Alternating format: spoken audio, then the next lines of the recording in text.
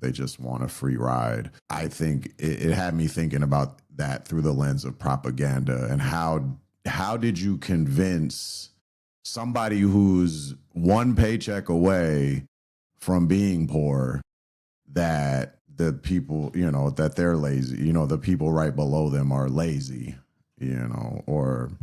Well, I saw something the other day. There's an economist, Robert Reich, I think. Yeah, Reich, R-E-I-C-H.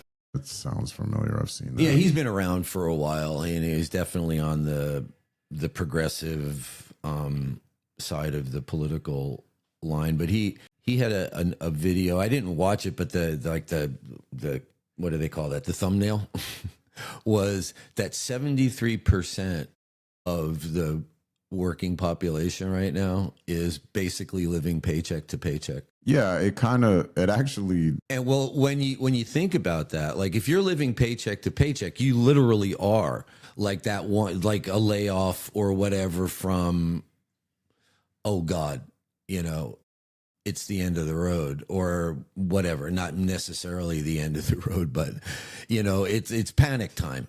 Right. And that has nothing to do with laziness. Like when you get laid off, you remember me, like, coming home and having to look at you and saying, yeah, son, I lost my job today. Yeah. And having to face that thing.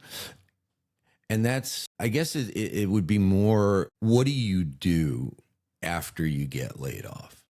Right. Most of us, the first thing we do is we head down to the unemployment office. We file for unemployment. We start collecting that. And then, you go out and you try to find another job. Right. Now, I don't know how the laziness thing, because it's like the commentary on the mass media, is echoing that line, right? Well, that the people are lazy. That's why they're. Well, for example, there's like the stereotype or the painting the picture of the 35-year-old, 40-year-old man who's living in his mom's basement just playing video games all day. Or on the flip side, there's the welfare queen, which Ronald Reagan, well, yeah, that was.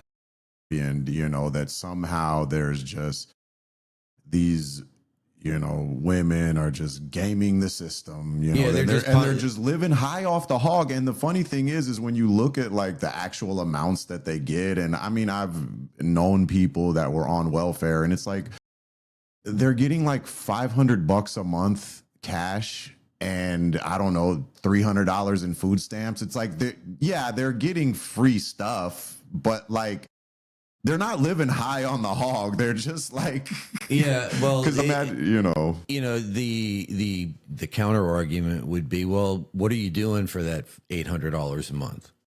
Right. And well, it's a lot of jumping through hoops, well, yeah. And I mean, that to prove that you're worthy. Well, yeah, to prove that I'm destitute enough to qualify for this $800 a month. I remember when you were little.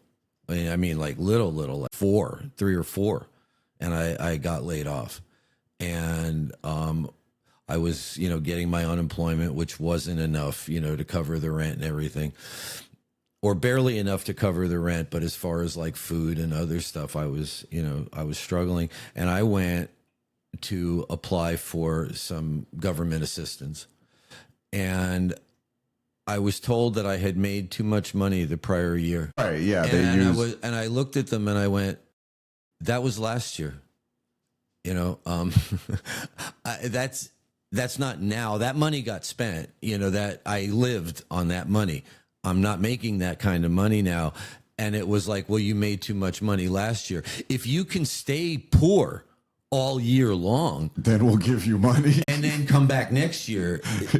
And I'm like, yeah, but I have a kid, right, we have to, survive. So yeah, I was angry and I left, and, I ended up landing another job, and, here we are.